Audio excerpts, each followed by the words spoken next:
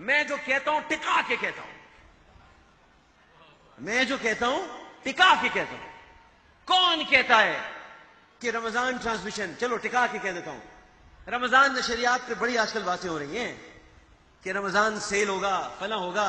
اچھا سیل ہوتا ہے رمضان؟ یہ حج اور عمرے سیل نہیں ہوتے؟ ہاں یہ حج اور عمرے سیل نہیں ہوتے؟ یہ جو قرآن پڑھانے کی اجرت لیتے ہیں قاری، یہ سیل نہیں ہوتے؟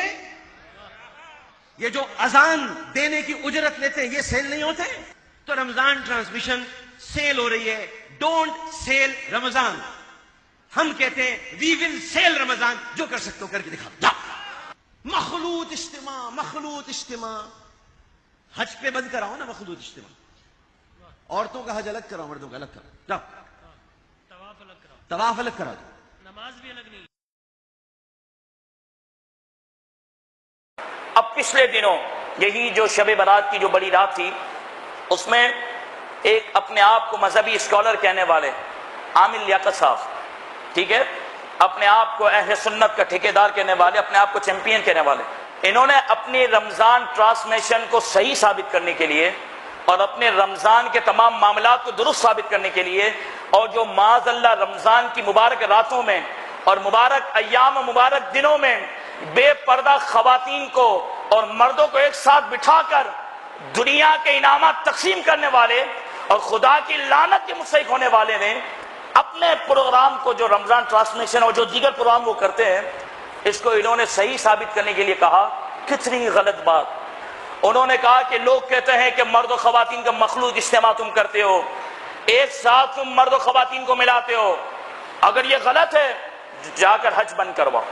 حج کا معاملہ کہاں اور تمہارا برہانہ بے پردہ عورتوں اور مردوں کو بٹھانا کہاں؟ شرم نہیں آتی؟ یہ کھلے جملے بولے ہیں کہ طواف بند کرواؤ۔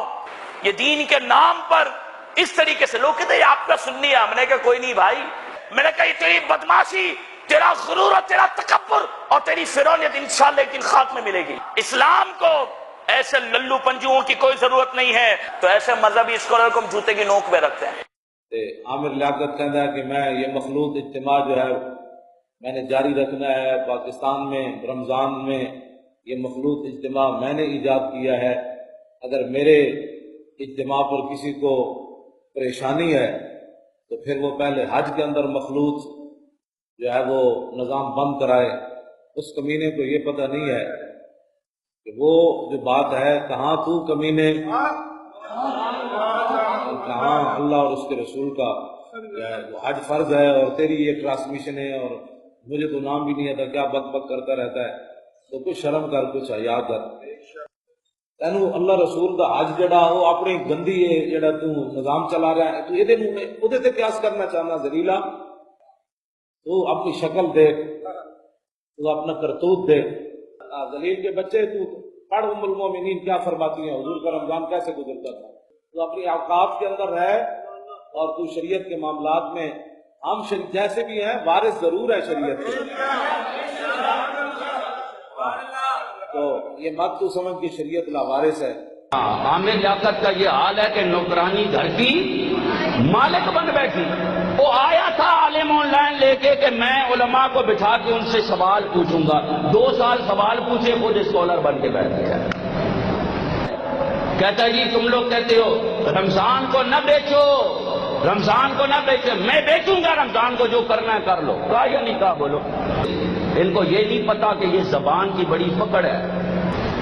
یہ تو نہیں کہ بندہ ایک نعت پڑھ دے تو اسے ہم سر پہ بٹھا دیں۔ نعتیں تو ہندوؤں نے بھی لکھی ہیں، نعتیں سکھوں نے بھی لکھی ہیں، نعتیں انگریزوں نے بھی لکھی ہیں۔ جو مخلوط اجتماع پہ یہ بات کرتے ہو، کہتا ہے حج کا مخلوط اجتماع بند کرو، کہتے ہو جہاں عورتیں آتی ہیں حج پہ تم عورتوں کو بند کرو۔